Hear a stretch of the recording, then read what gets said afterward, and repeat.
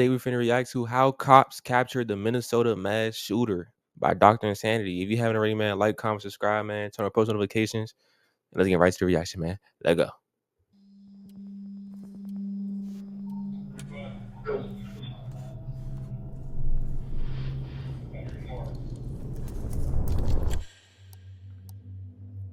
It's midnight at the Shady Oaks apartment complex. A resident is walking back to his apartment when suddenly he's shot by an unidentified man. I could have sworn I heard a gunshot or a firecracker, and I'm not sure which one. When police rush to the scene, they're immediately faced with a barrage of gunfire targeting anyone who moves, and no idea who or how many shooters are active, all while dozens of innocent lives are at fatal risk. More shots being fired right now. Just calm down. What kind of injury do you have? It's a gunshot. Okay. Who shot you? I don't know. Go get her. I'm gonna get snipers put up on the east side. Yes. Get over here! Get over here! Get down on the ground now!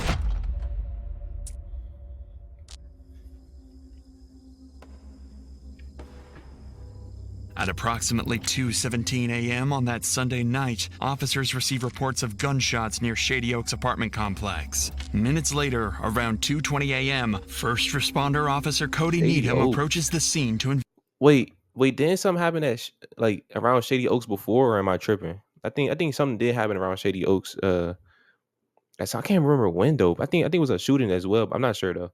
investigate. Little does he know, the gunshot reports were part of a trap set by the shooters, and he was driving straight into it.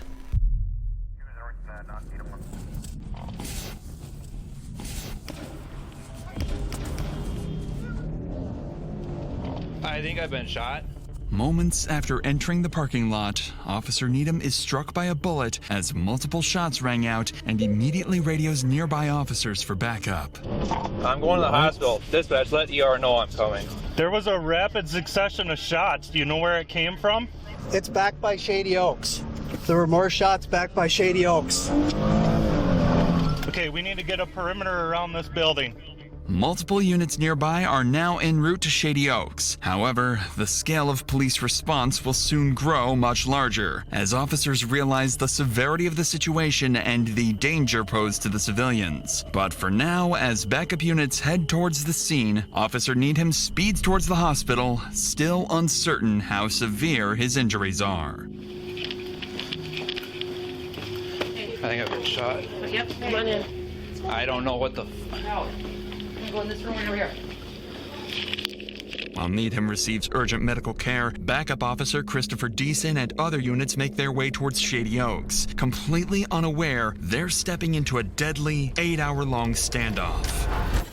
8 hours? That's...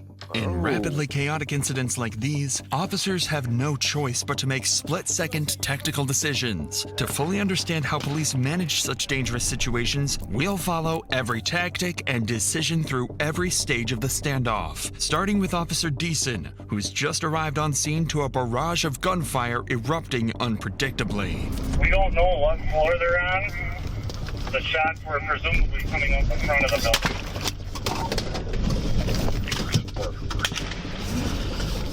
More shots being fired right now.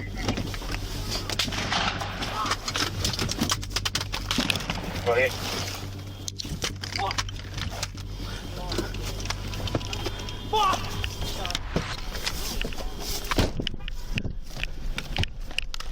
Somebody got hit. I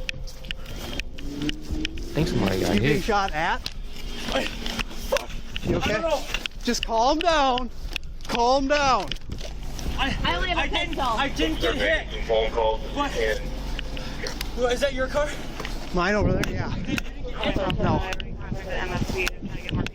Officer Deason and other responding officers quickly take position behind a water pump house located near the parking lot on the west side of the complex. But there's a more immediate worry weighing on the officers. Many civilians remain unaware and exposed, and every gunshot could mean another innocent resident being targeted. With dozens of innocent lives at stake, Officer Rasmussen and Tim Harves arrive near Deason's location on the west side, positioning themselves nearby to help scan the area and pinpoint where the gunfire is coming from.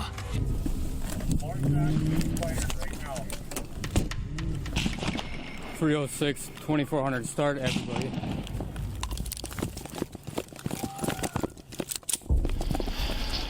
As soon as I got around the corner out here, he started shooting at Me and Decent pull up here. It was what, 3-4 shots? And when I took up here before, we got shot at before. So somebody's shooting out the window of the building. Chris, can you come over here? They're shooting at any law enforcement that comes through. If we go out any further, we're going to get shot at. If this is an active shooter, we need to get a team ready. We need to probably start dealing with it. At this stage, the situation facing officers is extremely dangerous. The Shady Oaks apartment complex contains approximately 126 units, and with near zero visibility and gunshots ringing out unpredictably, police have no way of pinpointing exactly where the shooters are located, whether they're barricaded, mobile, or roaming freely, or even how many shooters are active. What's more alarming is that officers don't yet realize they're dealing with a carefully planned ambush, and the next few minutes will make that terrifyingly clear. We want to get eyes on the building. We need to get cars there. We need to get back over here, right? Yeah, so we're probably gonna have to. Oh. Where the fuck is this guy? He's close. Yeah. He's outside, I bet. Yeah.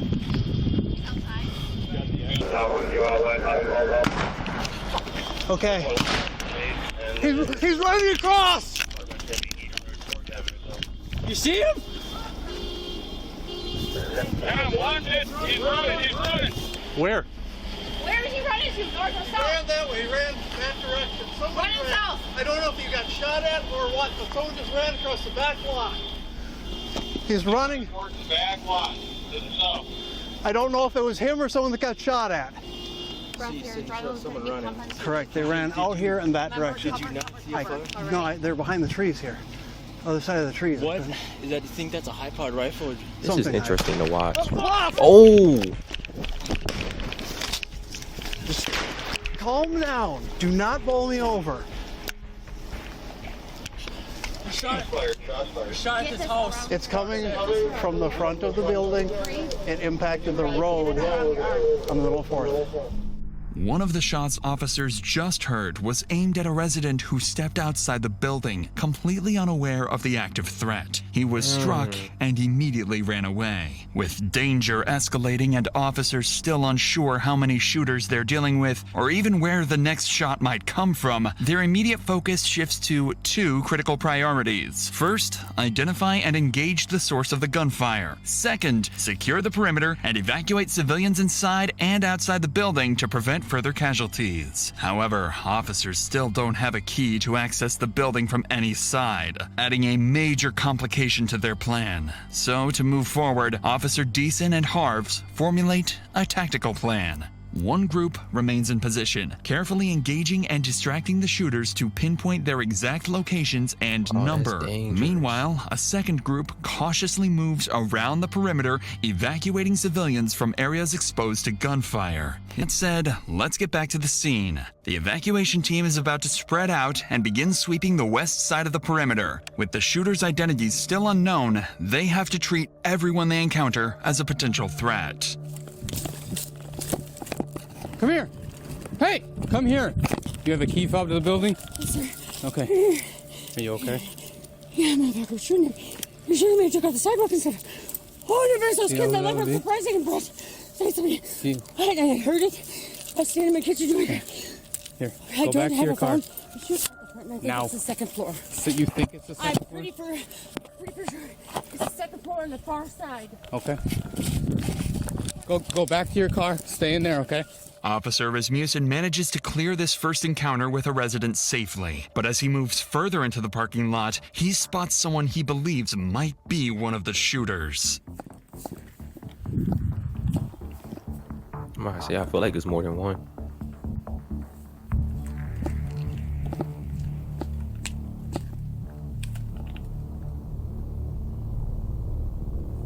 Stop! Right now! Stop! Turn around! Drop to your knees. I got a guy that just walked out. He's in the parking lot. I got him at gunpoint. I need somebody around here. Stay where you're at right now.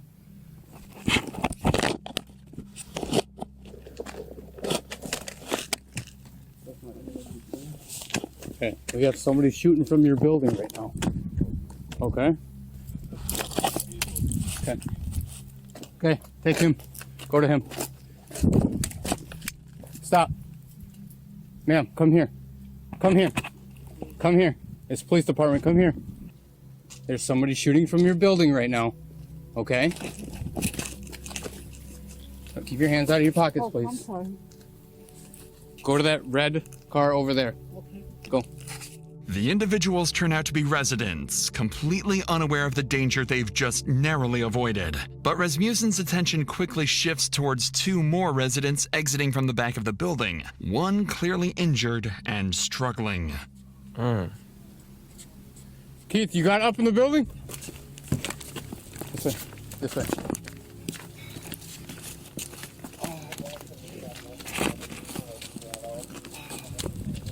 Okay, come on.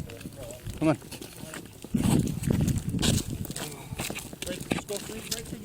Okay, right here. Now, I handed my phone off, so I have no way back. Okay, well, you're not going back in anyway, so you're fine. Are you hurt at all, sir? Or just the one? Just me. Okay. Dang, bro, they got the old man, fool. I'm right here. Okay. That light pole right there. The light. Okay. What kind of injury do you have? It's a gunshot. Okay. Who shot you? I don't know. I come out that door we just came out of, was facing that way, and that's when I got shot. Okay. Come right over here, sir. Just hop right into the back seat on that side. One of the civilians encountered by police is Shady Oaks resident Daniel Thorpe, the same person officers spotted running away earlier after being targeted by gunfire. Daniel is now the second confirmed victim following Officer Cody Needham. Unfortunately, they won't be the only casualties as the night continues. Damn. She has been hit. Get over here! Get over here! Get down on the ground now! We only an hour in. By now, bro. multiple SWAT teams have been requested to assist with the situation, but Daniel's close call underscores just how deadly the situation remains for the countless residents both inside and outside the complex. Many of them are still going about their night, not even realizing they're in any danger. Thankfully, Officer Rasmussen gained crucial intel from the woman he encountered outside the building. According to her, the shots appeared to originate from an apartment on the front side of the building, possibly on the second floor. But most importantly, she provides the officer with a key to access the building. With dozens of innocent lives still at risk, police urgently need to devise a plan to infiltrate the building and evacuate residents before the shooters have a chance to move positions, or worse, start targeting residents door to door. If the next steps aren't executed perfectly, the consequences could be catastrophic. With this in mind, Officer Tim Harves repositions to a parking lot near Giant Wash Skyline Express just southeast of Shady Oaks to meet with command, await incoming SWAT teams, and strategize their next move. We haven't been able to get... They were thinking maybe like... I'm not gonna lie, like, as I'm like sitting here watching this, I'm just thinking to the back of my head, like, what could like make someone want to do this? Like, you know what I'm saying? Like back then you hear on the news like a bunch of shootings going on and stuff like that. But like, I never really sat there and thought about like what urged you to do this. You know what I'm saying? I know like for like schools and stuff, it's because they got bullied. You know what I'm saying? Stuff like that, or probably stuff going at home and they just want to take their stuff out. But this right here, like just innocent, like people are sick, bro. Some people are just sick, bro, and that's just crazy to me.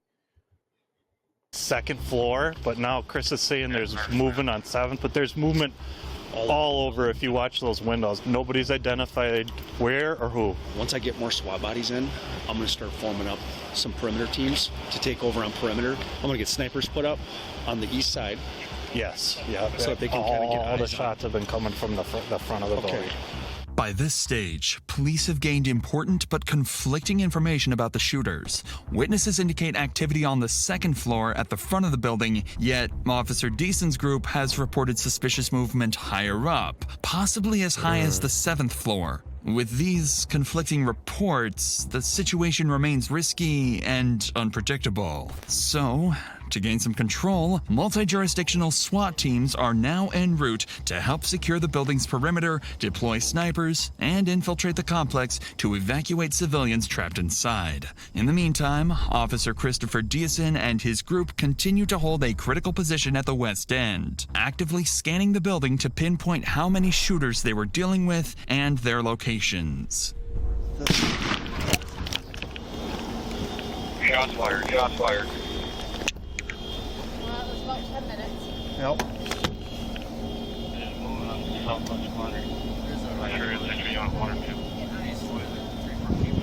Correct.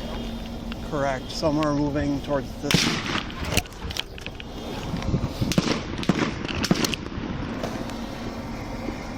That did hit across the street, right across the street from me. It sounded like a bird shot. While Officer Deason's team continues to hold their position on the west side, a critical oversight is exposed in the perimeter setup. Road closures intended to prevent civilian traffic from entering the active shooting zone weren't established quickly enough, allowing unaware drivers to slip through. This major flaw is about to lead to disastrous consequences. Wait, what? What? How was that a flaw? Wait, how was that a flaw? Well, you don't go out there. Go! Go! Go! Go! Go! Get out! No! Fuck. Fortunately, this first vehicle manages to pass without getting hit. But just minutes later, officers spot another set of headlights approaching, heading directly into the line of fire. Oh my gosh. In shortly and around the Three. Shots fired, shots fired. 3 shots. Half shots fired. No. Okay. That was 3 shots, so. Correct. Another 5 minutes. Maybe. They're not hitting directly at us. Vehicle coming north. Vehicle. Yep. Vehicle. Vehicle coming northbound. So what is this guy end goal like? Officers quickly realized the rapid succession of shots was not directed at them, but at a civilian vehicle passing by the front of Shady Oaks.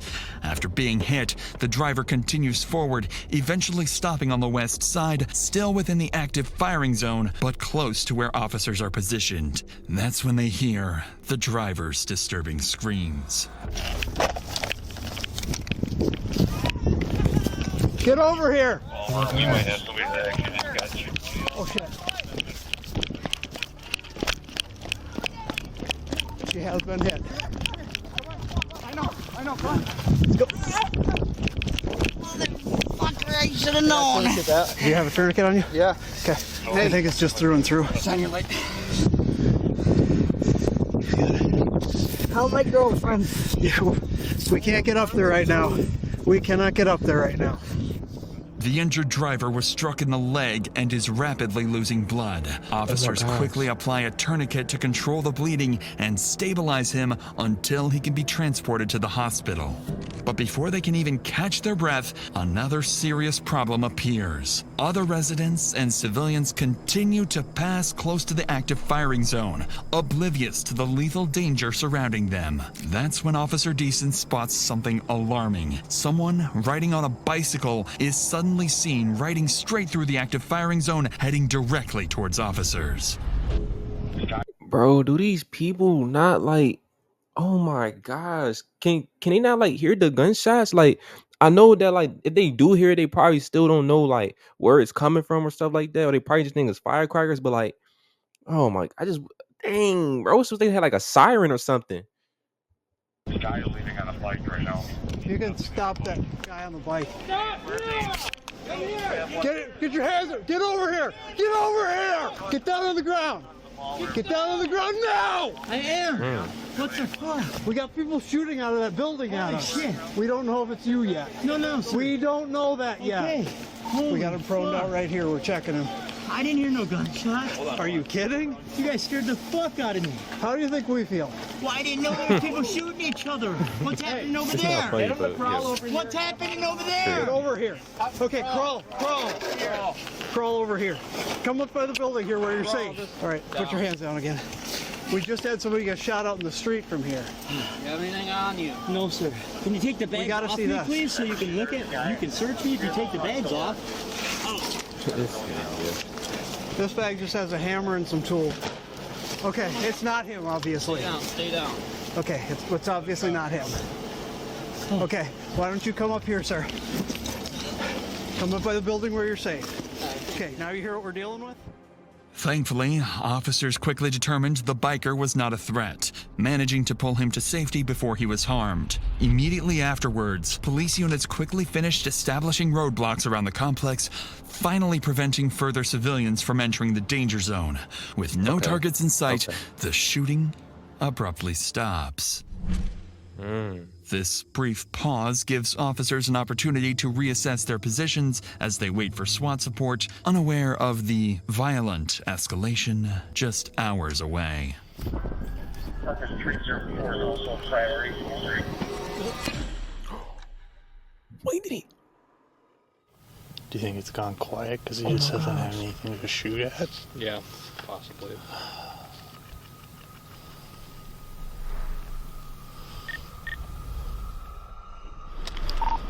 Keep them at a staging point, Keith. We have an armored vehicle on scene here. We'll be sending over, I believe. At approximately 4 a.m., SWAT armored vehicles finally arrive on the opposite side of the building, marking a critical turning point in the operation. For the first time, officers have the tactical support they need to close in and bring the shooters into custody. Yeah, we've got 4 individuals here now, 313. We need to get them out of here. You want to jump in with him? Yeah. All right, we're coming. Thanks for coming. Yeah. I know our team's setting up too, so we'll be over here soon. Not what we expected. Yeah, no shit. With SWAT teams now on scene, a sniper unit quickly moves into position on the east side of the Shady Oaks complex, giving officers critical visibility. At the same time, entry teams on the west side prepare for their next move. It's finally time to move inside the building. Here, we'll cover you. Get up there, go one at a time, okay? I'm gonna move, all right? Yep. Moving.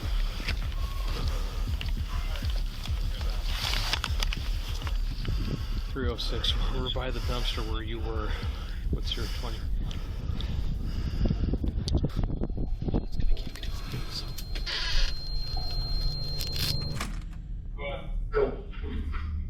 Oh my goodness. Yo. I feel so. I know I shouldn't pause it right here, but I feel bad for this old man, bro. It's 4 in the morning. You chilling, you sipping a cup of coffee, bro. You probably just reminiscing about the old days. And next thing you know, you see a whole SWAT team hitting the fucking corner, guns blazing, nigga.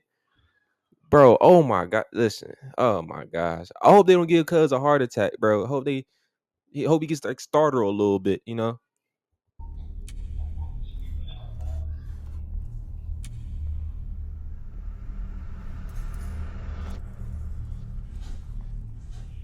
You gotta get out of here, just walk down that way, hurry. Nah, he better than me. I would have shitted my pants. After carefully evacuating ground floor residents over the next 2 hours, SWAT teams successfully secure the lower levels, ensuring the shooters have no path to 2 escape. more hours, let's see what happens. As the sun rises over Shady Oaks, police gain a critical advantage: daylight. With improved visibility, they deploy drones overhead, giving officers a clear, real-time view of the complex. As the drone hovers above Shady Oaks, officers notice movement on the 3rd floor. Someone barricaded near a window in apartment 303. Snipers positioned across the street quickly adjust their aim towards the apartment, while officers remain on high alert, knowing other suspects could be hidden throughout the building. Over the next hour, tensions escalate as the barricaded shooter fires and destroys a police drone monitoring his position. At around 8 a.m., negotiation teams attempt to make contact, urging the shooter to surrender peacefully. But despite repeated attempts, he refuses to respond. It's the last By hour. 10 a.m., after over 8 hours of standoff and with peaceful options exhausted, an armored SWAT vehicle pulls up directly into the shooter's line of sight, preparing to launch enough tear gas canisters to saturate the entire apartment.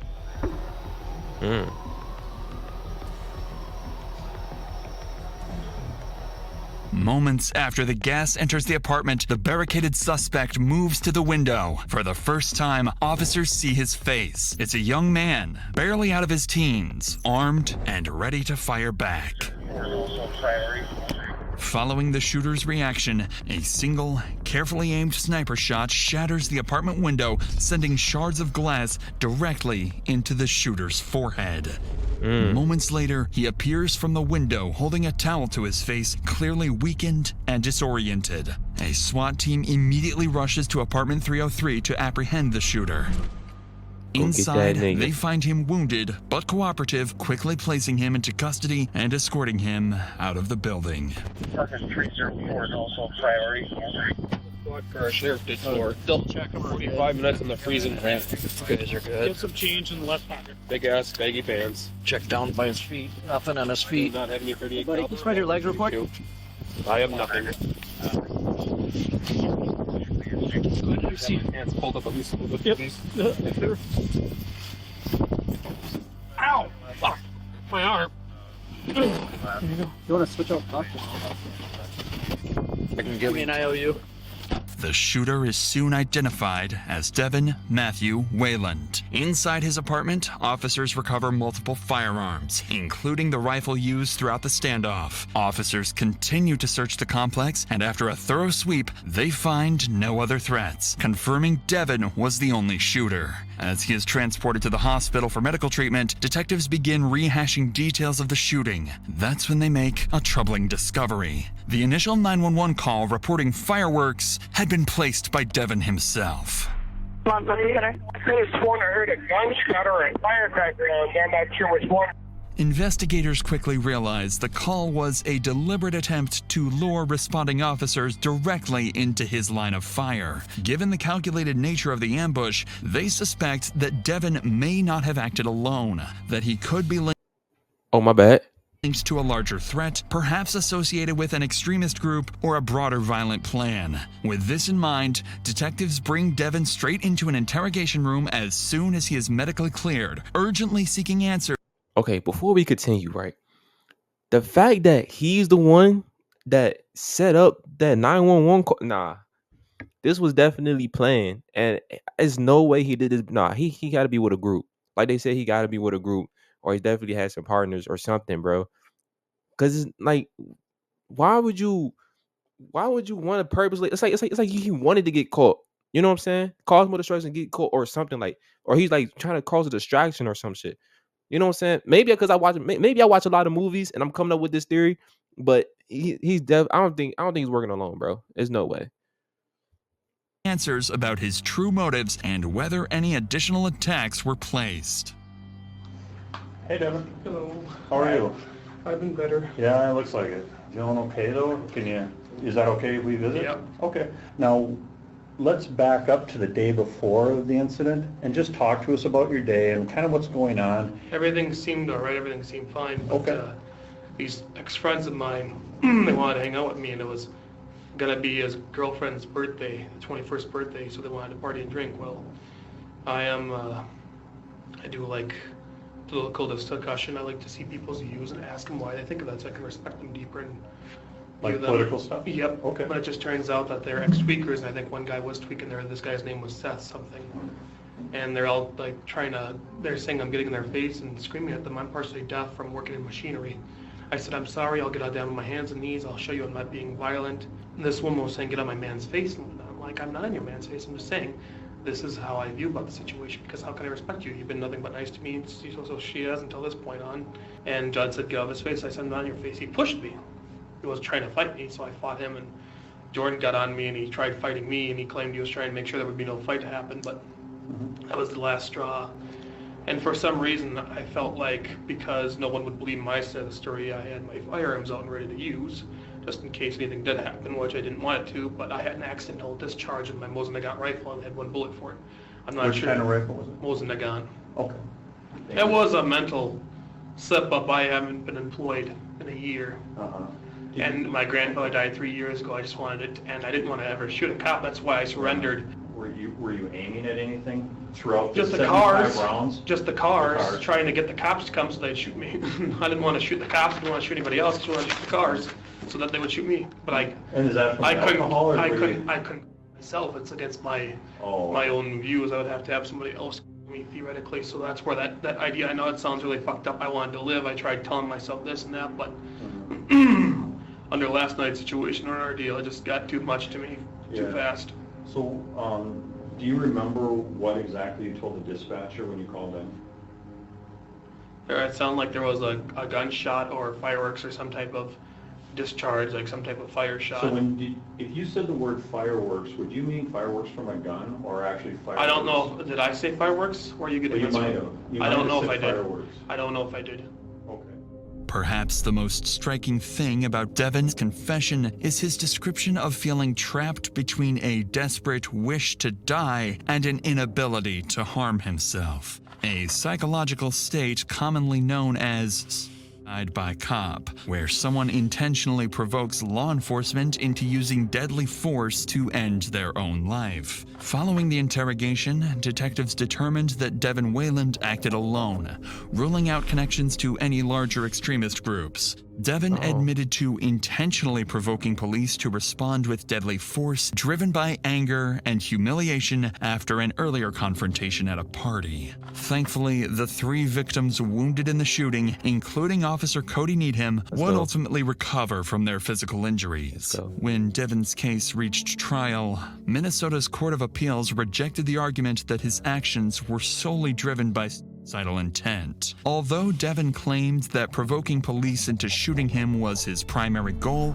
the court found his broader actions of repeatedly firing at officers and civilians to clearly indicate a deliberate intention to kill or seriously injure others. Devin's defense team argued that severe mental health issues were primarily responsible for his violent rampage, but the jury was unconvinced, finding Devin guilty of 3 counts of first-degree attempted murder and 3 counts of second-degree assault. He was my bad.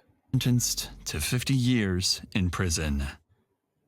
My man, he got that's not my man. I didn't mean to say that. That nigga got 50 years, bro. 50, bro. So he did want to get caught. He did want to get caught because he couldn't do it himself. I can't say the word on YouTube. Y'all already know that, but like y'all watch the shit, right? You know what I'm saying? He couldn't do it himself, so he tried to get cops to do it for him. So oh my god, I generally don't know what to think. Y'all let me know how y'all feel about it in the comments, bro. I feel like it's definitely other ways to go about it. Not to like off your, you know what I'm saying? Not to off, you feel me? But you could have like handled situations. Like you couldn't have to take this route. Like people were injured and people are fighting. Like you did way too much, bro. You did way too much. And yeah, let me know how y'all feel about it.